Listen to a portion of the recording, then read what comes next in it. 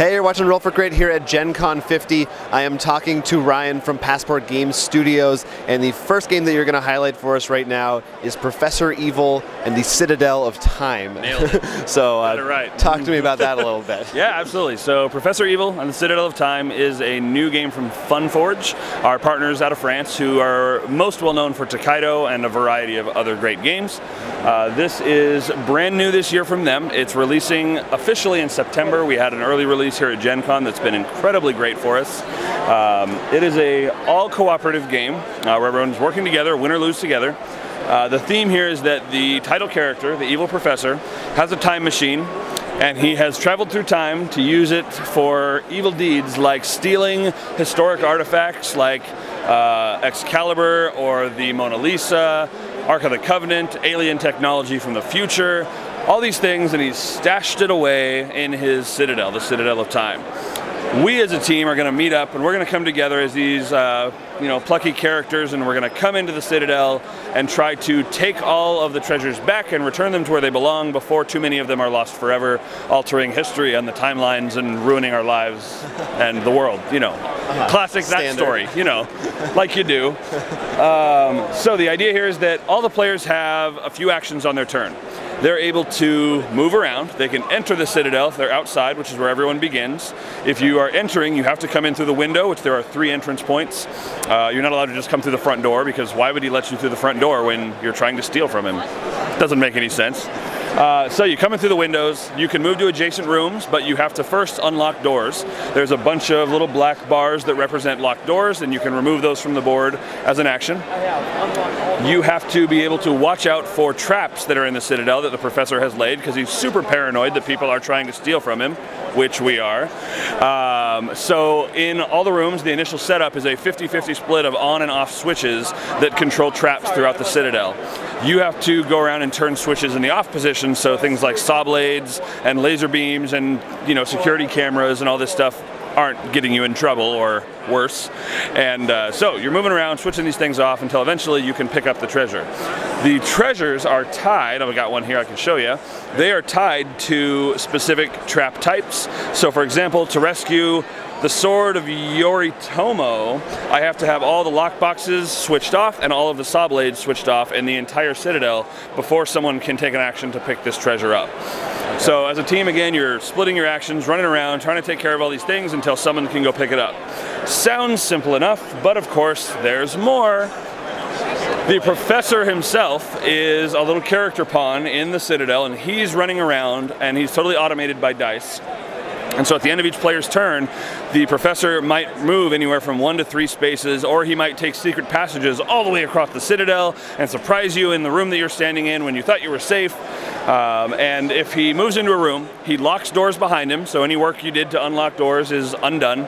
He will turn switches back on, so again undoing the work you've done, and he will also force you to flee the Citadel to avoid being captured. So if you are in the middle, you're going to be sent all the way back out, and you're going to have to work your way back in, and so forth. So very difficult. You're trying to avoid him while doing all these things and working together.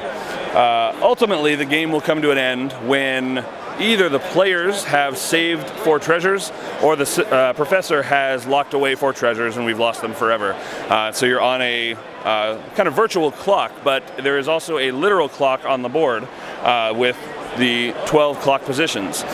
In addition to the player or the professor's character pawn, he has a little marker that starts at the 12 and every turn moves 1 or 2 spots around this clock. And as he moves around, he's going to move closer and closer to these little colored markers that are tethered to the 3 treasures that are active at any given point. And if he catches up to them, that's how he locks them away. So you can actually see that, oh, he's only 1 or 2 turns away from getting the blue treasure. We really need to focus on that one. Or there's no way we're going to get it. We need to let him get that one, and let's focus on the red treasure or the green treasure, and so forth. So you're, communicating and cooperating in that sense. The players all have unique characters. There are 5 characters in the game to choose from. Each one has a unique theme. Some are really good at movement, some are good at manipulating that clock in the middle. They all have their own little abilities that can be unlocked, and then they also have a deck of cards that give you some choices on your turn that you can play as well. So some really cool variability there, lots of replayability. The random setup of how the switches and the treasures show up is infinitely replayable. I saw the number 55 on that treasure. Is that So that is how treasure. So if that treasure enters the Citadel, you place its colored marker 55 minutes away from the black pawn that's on the middle of the board. So if the professor's pawn is sitting at the 3 o'clock mark, you're going to count 55 from there, and you put that treasure's marker at the 2 o'clock mark, so he has to go all the way around to catch it. Because he keeps moving, the new treasures will come out relative to where he is, and so you have anywhere from 30 virtual minutes to 55 virtual minutes to save a treasure. The 30 ones are obviously shorter, but they require fewer switches, while the 55s require maybe 6 or 7 switches to be handled all at the same time, so they're the most difficult to handle. So you can also manage the difficulty of the game based on that. If you want an easier game, take out all the longer treasures, play the shorter ones, or vice versa. So. Is there any way to stop the professor, or is it strictly avoiding him? Like, are there any slowdown things you can do? There are cards that will say he can't move, or that he can't move into specific rooms with certain switch types. They'll say that you can't lock doors behind him, so even if he does move, it doesn't undo your work there. And that's all kind of, sprinkled into the player decks depending on the characters and what they draw. You may or may not have those options available at any given point, but you can, you work with what you got, and those type of things can come up. So yeah. So purely cooperative. How many players does it go? 2 to 4. So yeah, and play the whole game. We've been able to get through entire demos in about 40 minutes, teaching the whole game and getting through full games in about 40-45 minutes. So yeah. So not available yet? Not available yet outside of Gen Con. We're just doing a pre-sale here, and then it'll hit retail stores in September. September 22nd, you'll be able to pick it up at your friendly local game store. So if it sounds interesting, you can go pre-order it now, and your stores should be able to get them ordered from their distributors and bring it in. So sounds really fun. The art looks cool. The theme sounds great. The art is great. Please take a look at it. There's a bunch up on BGG, on our website, and so forth. Take a look at it. Yeah, fantastic game. Professor Evil and the Citadel of Time. So in addition, you got another cool new games to show us, as well as some future games. So right. Why don't we start off with what you got there? Right. So we've worked with a variety of publishers from all over the world. That's kind of Passport's big model, is bringing games in international markets that can't make it to the U.S. otherwise. We help them make that happen. Hence Passport. So, hence the Passport name, right? So our newest partner that we've signed up with starting earlier this year is Rule and Make, based in Australia. So they have done a few games on their own. They do a lot of Kickstarter games, which is including a lot of the stuff we're going to show you here. The one that we are releasing here at Gen Con and is now in friendly local game stores is Skyward, the Airborne City. So this is a new $25 card game for 2 to 4 players. Plays in about 30 to 40 minutes. It's an I split, you choose mechanism driven game. So there's a few other games on the market like that, but if you're not familiar with it, it means that essentially a player will be dealing a number of cards onto the table, and they will be responsible for splitting the cards up into piles equal to the player count. So if it were you and I playing, I would make 2 piles. If there was 3 of us playing, then I'd make 3 piles and so forth, right? The piles do not have to be equal in value or weight or anything. I can totally make them however I want. The trick is I get last pick no matter what. So if there's 3 of us, you get first pick, he would get a pick, and I would get whatever's left. So I can't just put all the best cards in one spot because I certainly won't get them. Right, so you want to try, if there is a card you want, you sort of want to try to trick people not to choose that pile somehow. Right, it's a little psychological, definitely strategic in how you manage the split and try to convince people that this is the pile they want by putting cards that are appealing to them there. So that's the core mechanism that drives it.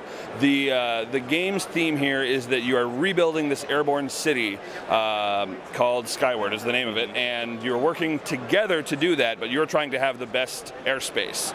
And so to do that, you are launching buildings into your airspace is what the actual mechanism or the gameplay theme is here.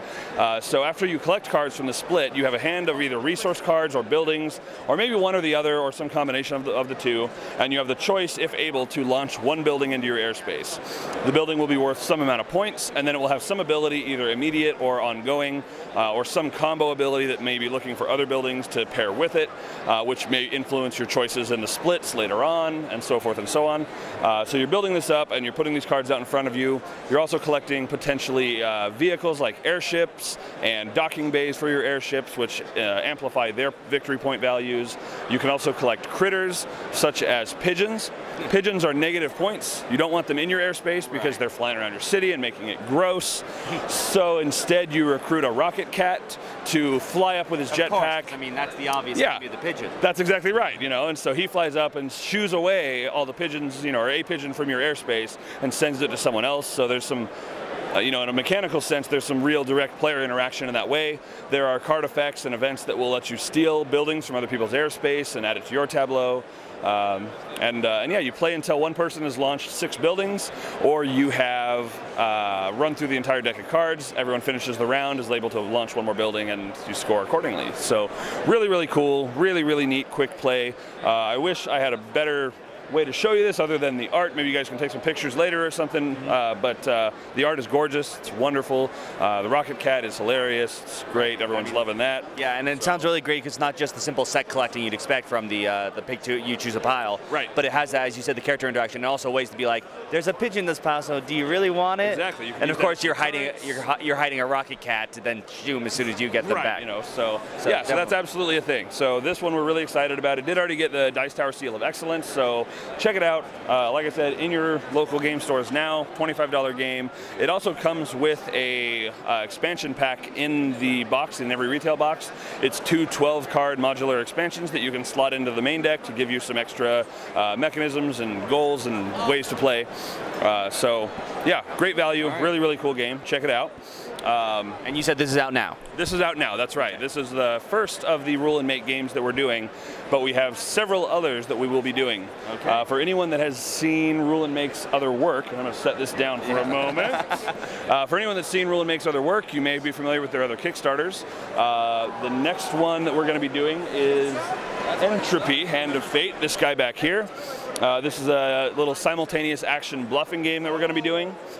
They more recently wrapped up their Kickstarter for Hand of Fate Ordeals, based on the Hand of Fate video game franchise. This is a fantasy-themed deck-building game, so that is going to be coming from us in 2018, so watch for more information on that.